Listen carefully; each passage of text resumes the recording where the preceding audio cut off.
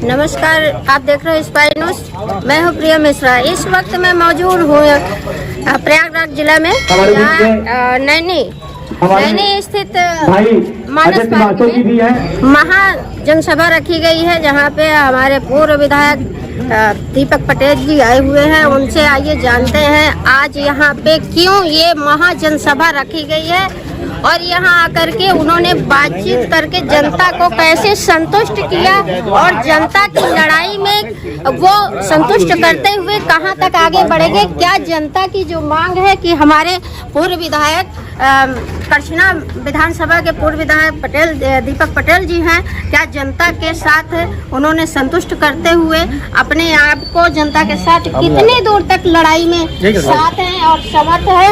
और अभी तो बातें बहुत हुई हैं, तो इन्हीं से जानते हैं। तो आइए दीपक पटेल जी से जानते हैं कि जनता के साथ कैसे ये लोग परिचय थोड़ा सा पहले आप बता दीजिए। दीपक पटेल पूर्व विधायक करछना, ये क्षेत्र करछना विधानसभा। तो मैं ये आपसे जानना चाहूँगी कि आज आपके सामने बहुत बड़ी चुनौती खड़ी हुई है, जहाँ पर बहुत दिनों से आज ये लड़ाई चल रही है, बैठक चली, लड़ाई चली और घेराव भी किया गया। जहाँ राकेश द्विवेदी जी हैं श्रम विभाग के, उनको भी वो आए यहाँ सफ़ेद झूठ बोले जो भी बोले, फिर भी ये जनसभा बैठक महाजनसभा की गई। अभी ये रुक नहीं रही है। आपके सामने बताया भी गया कि सेंटर वेलफेयर को कब्जा कर लिया गया पीएससी द्वारा। तो ये सरकार द्वारा जो आरोप लगाए जा रहे हैं और कैसे ये लड़ाई को आप साथ देंगे, कैसे जनता को ये घर का मालिकाना हक दिलाएंगे? ये बहुत उचित मांगों के लिए लड़ाई हम यहाँ के लोगों के साथ हैं जी। और जैसे अभी आपने बताया कि वेलफेयर सेंटर की बात थोड़ी बाद में पता चली, यहाँ से लेके श्रम विभाग से लेके सरकार तक जहाँ भी आवश्यकता होगी हम यहाँ के लोगों के साथ हैं और इसका समाधान कराएंगे, लोगों के पक्ष में समाधान जी। तो आप देखिए किस प्रकार से दीपक पटेल जी अभी जो बोले हैं कि हम जनता के साथ हैं और सरकार के साथ, सरकार के कानों में इसको डालेंगे जहां तक सरकार के कान पे ये नहीं पहुंची है। चलिए कि जानते हैं आज यहाँ पे अभी एकत्रित हैं हमारे शिव शंकर दीक्षित जी जो समिति के अध्यक्ष जी हैं और विनय मिश्रा जी जो इसके सचिव भी हैं, और इन लोगों ने आज महा जनसभा बैठक किया है। तो क्या जानते हैं क्या हुआ है आज इस जनसभा में, क्या संदेशा हुआ, आगे क्या लड़ाई लड़ेंगे, इनसे जानते हैं। आज की ये जनसभा इसलिए बुलाई गई है कि कॉलोनी में जो लोग हैं वो संगठित हों, अपने अधिकारों के लिए जागरूक हो, लड़ाई के लिए तैयार हों। और अब हम लोग डिप्टी सीएम से मिलेंगे। दीपावली और छठ के बाद पूरे नैनी क्षेत्र में एक मौन जुलूस निकाला जाएगा कॉलोनी की जनता के बाद। उसकी तारीख हम लोग जो है दीपावली के बाद तय करेंगे। एक कार्यकारिणी की बैठक बुला करके उस बैठक में एक दिन मौन जुलूस निकालेंगे। जुलूस निकालने के बाद मिर्जापुर रोड मेवालाल बगिया पे सभा करेंगे। सभा करके सरकार को चेतावनी देंगे। चेतावनी देने के बाद भी अगर नहीं कार्रवाई तो डीएम के यहाँ प्रदर्शन करेंगे। डीएम के यहाँ भी नहीं प्रदर्शन पे बात बनी तो सीधे लखनऊ जाएंगे, मुख्यमंत्री के यहाँ जो है धरना देंगे। और फिर भी नहीं हुआ तो इसी मानस पार्क में आमरण अनशन किया।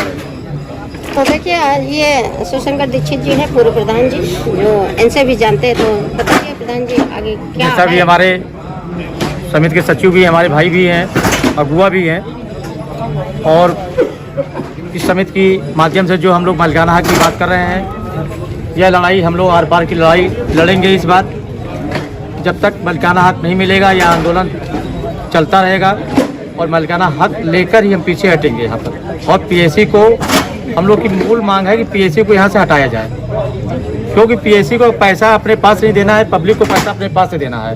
पीएससी जहाँ भी जाएगी उनको गवर्नमेंट पूरा व्यवस्था करता है, वो जंगल में भी मंगल का काम कर लेंगे। लेकिन हम जो 50 साल से रह रहे हैं, पुराने परिवार हमारे पड़ोसी रहते हैं, बहुत से पड़ोसी आज के दिन में ऐसे भी हैं जिनको खाने को नहीं है, वो रिटायर्ड हो गए हैं। बीआरएस कंपनियाँ 85 में TW बंद हो गई, कैसे अपने बच्चों लड़कों को पाल रहे हैं वही लोग जानते हैं।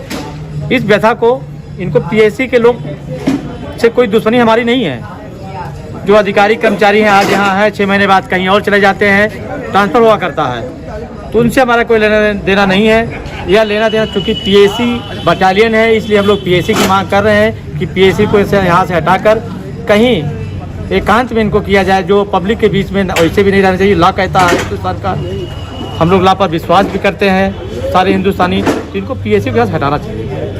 सरकार को भी हमारी मालिकाना हक दे। जैसे इनको 1 रुपये देने की तैयारी किए हुए हैं कि शासन में कागज पत्र इनका गया हुआ है कि हमको समृद्धारिक केंद्र हमारा पार्क था खेलने को, उसको कब्जा किए, उसको ये पार्क कब्जा छोड़ दे और हमारी कॉलोनी का मालिकाना हक दे दे, बस यही मांग है। क्या नाम है आपका परिचय? सत्येंद्र त्रिपाठी, अखिल भारतीय प्रधान संगठन प्रदेश उपाध्यक्ष। तो जैसा कि आप देखें आज अभी पूरी जो श्रमिक बस्ती के पूरे जनता इकट्ठा हुई है, इन पे आक्रोश भरा हुआ है कि इनके घर को मालिकाना हक छीना जा रहा है और पीएसी पर आक्रोश जताया जा रहा है। पीएसी इन पे हक जता रही है, इनके ग्राउंड को कब्जा कर रही है। वहाँ पे आप क्या साथ देंगे? क्या मैं यहाँ की जनता से निवेदन करना चाहता हूँ और आप पत्रकार बंधु, आपके माध्यम से ये कहना चाहता हूँ, संघे शक्ति कलयुग श्रमिकों का जो मालिकाना हक है इनके पास रहेगा और हमारे श्रमिक भाई सब एक हो रहे हैं और एकता से एक होकर मिलकर लड़ाई लड़ेंगे।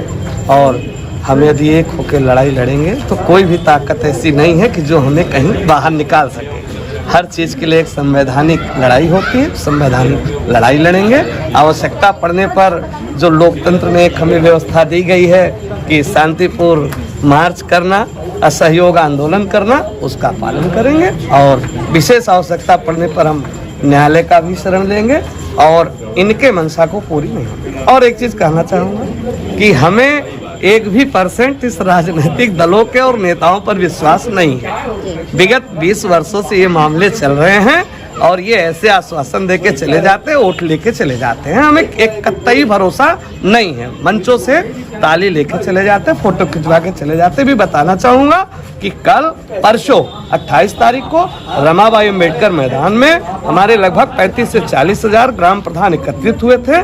सरकार के कानों में जू तक नहीं देंगे, वहाँ पर कोई मिलने तक नहीं आया। ये खोखला वादा करते हैं, इनमें कोई दम नहीं है। अब अगर श्रमिक बस्ती को अपना अधिकार चाहिए तो स्वयं इनको एक होना पड़ेगा और सभी जो जनप्रतिनिधि हैं, सामाजिक कार्यकर्ता हैं, वो सब मिलकर जमीन से लेके अपने घर से लेके क्या कहते हैं सदन तक की लड़ाई लड़ने का कार्य करेंगे, तभी यह संभव हो पाएगा। अन्यथा कुछ भी कहना बेईमानी होगा, कुछ भी कहना बेईमानी होगा। इसके बारे में हम ये जाने कि आप ये कहना चाहते हैं अपने श्रमिक बस्तियों से जो आज जनता इकट्ठा है वो माननीय योगी आदित्यनाथ तक पहुँचे। एकदम योगी आदित्यनाथ जी उनके पास आए, उनके पास ये इतनी ताकत पैदा कर दें, हर घर से एक एक व्यक्ति निकले और क्या कहते हैं हम उन कार्यालयों को घेरने का कार्य करें, वहाँ शांतिपूर्वक धरना प्रदर्शन करने का कार्य करें। चुनाव आ रहा है, वो घर घर जाते हैं तो योगी आदित्यनाथ जी हमारे बीच में आए, वो क्या कहते हैं हमें आश्वासन दे, ईश्वर करे कि ये कार्य क्या कहते हैं जो अनैतिक कार्य किए जा रहे हैं उसको क्या कहते हैं नैतिक कार्य में बदलते हुए इनका जो मालिकाना हक है, इनका जो अधिकार है दिया जाए। अन्यथा की स्थिति में चुनाव नजदीक है, ऐसे नेता आते रहेंगे और बयानबाजी होती रहेगी, कुछ होना हवाना नहीं है। इसमें स्वयं यदि इनको श्रमिक बस्तियों को अपना मालिकाना हक चाहिए तो कानूनी लड़ाई लड़ने के साथ साथ एकता के साथ यदि अपनी बात रखेंगे तो हम ये मानते हैं कि ये ज्यादा उचित माध्यम होगा और इसी से ही रास्ता निकलेगा। इसके अलावा कुछ नहीं, जो भी कहना है वो बेईमानी होगा, कुछ भी कहना। सत्येंद्र त्रिपाठी, प्रदेश उपाध्यक्ष, अखिल भारतीय प्रधान संगठन। इस समिति के अध्यक्ष आपके लिए एक अरसे से संघर्ष कर रहे हैं भाई शिवशंकर दीक्षित जी, यहाँ के प्रधान भी रहे हैं।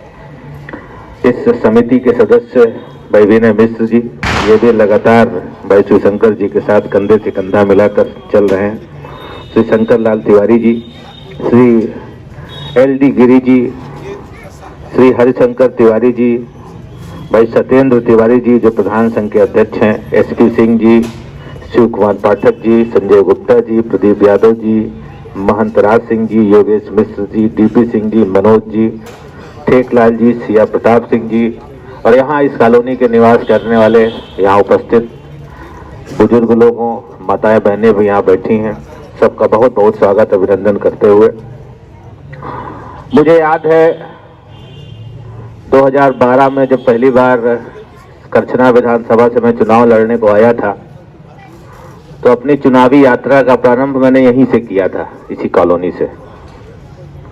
ये भी याद है कि बड़ी विपरीत परिस्थितियों ने आपने उस समय इस कॉलोनी के लोगों ने बहुत अच्छी संख्या में अपना वोट देकर मुझे विधायक बनाने का काम आपने किया था। सरकार नहीं बन पाई थी, लेकिन विधानसभा में भेजने में बहुत बड़ा रोल इस कॉलोनी के लोगों का था। मैं हमेशा से ही इस बात को कहता रहा हूं, आज भी कह रहा हूं कि राजनीति में मुझे स्थापित करने में, विधायक बनाने में इस कॉलोनी के लोगों का बहुत बड़ा योगदान है। इस